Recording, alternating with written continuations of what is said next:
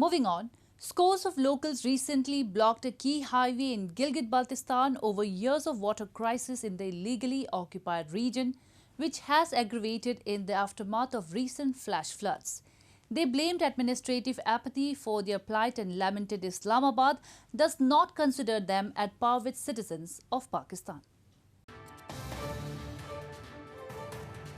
Scores of locals blocked a key highway in Gilgit-Baltistan recently to demand the authorities to pay attention to the years of water crisis, which has only aggravated in the aftermath of the massive floods that wreaked havoc in the illegally occupied region in recent weeks. The protesters claimed an increasing water demand is being managed by supplying a mixture of clean water and sewage.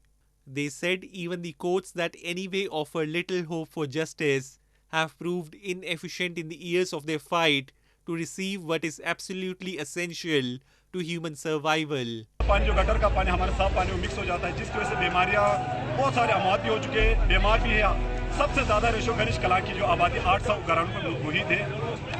हर दफा हमने एहतजाज किया, FIR कटे, अदालतों में गए, 8 साल तक FIR के जो एवज में हम रगड़ खाते रहे, कोई सोल्यूशन नहीं निकला। The protesters said the flash floods in the region after heavy monsoon rains destroyed several water channels and damaged homes and property, and they were left to fend for themselves with no relief from the government. Lack of basic amenities has always been an issue of concern in Gilgit-Baltistan, but the locals accuse that the stooge government that works at Islamabad's behest has always ignored their plight, as they are not considered at par with citizens of Pakistan.